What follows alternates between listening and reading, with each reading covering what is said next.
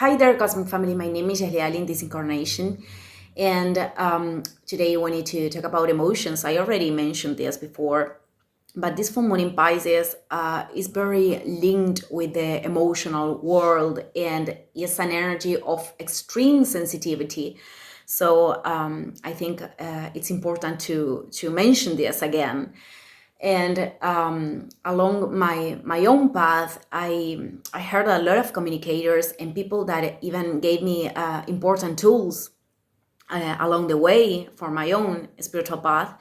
But I mean, many of them use this term that emotions are negative, that certain emotions are negative, and there's no negative emotion if we can use it as a way to return to ourselves. So emotions are telling us if we are disconnecting of our own soul or not. So I don't find that emotions are negative actually, but I think it's very important to learn to channel those emotions and to learn to not feed them and to not attach to them either, no matter what emotion we are talking about. Because attachment always brings suffering. I'm going to put an example with this, but for example, sadness. Sadness could be considered for many people as a negative emotion, but sadness actually is telling us that maybe we are letting go something, some part of ourselves, that we are finishing a cycle.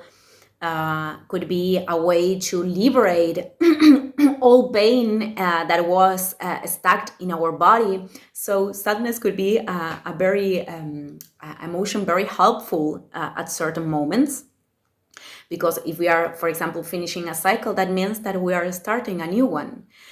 But sadness could be a signal that we are maybe approaching our life with a perception that is very limited and that comes from the disconnected ego. So each one individual should identify what that emotion is telling.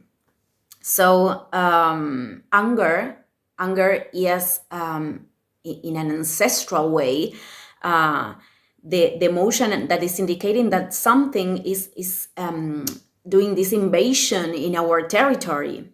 So someone or something, nowadays this is of course symbolic, and in spite of that, many people can act without healthy limits because they don't know how to put those limits in themselves.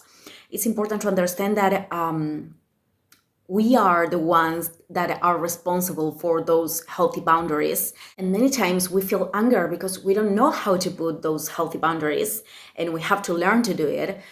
And we have, or maybe we have to approach life with a different perception, or maybe we are giving all of our power to the external. So anger could communicate many different things for us. And but it's not a negative emotion. It's telling that we have to correct something. We have to correct our path to align ourselves.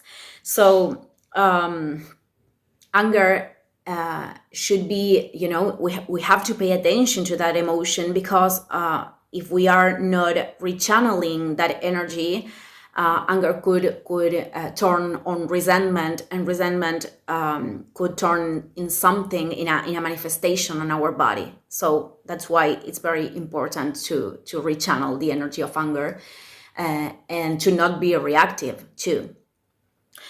So happiness, which is an emotion that could be considered of high vibration. Well, happiness could be a signal that we are very connected to our soul in the present moment, and that we are, enjoying life.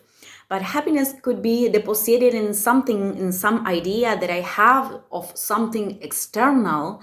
And then if that thing doesn't align to the idea I had, then happiness could go away. So I don't think that anything is bad or wrong. That everything is relative and we can learn from everything.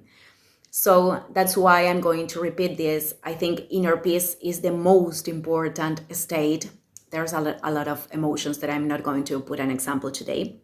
But inner peace is the most important, because inner peace is telling us that no matter what, if we are experimenting something that is uncomfortable in our lives, or whatever thing is happening on the outside, that I am connecting to my soul at the present moment, and that I am doing the better that I can at this present moment with the tools I have, with the knowledge I have, and with the level of consciousness that is in myself.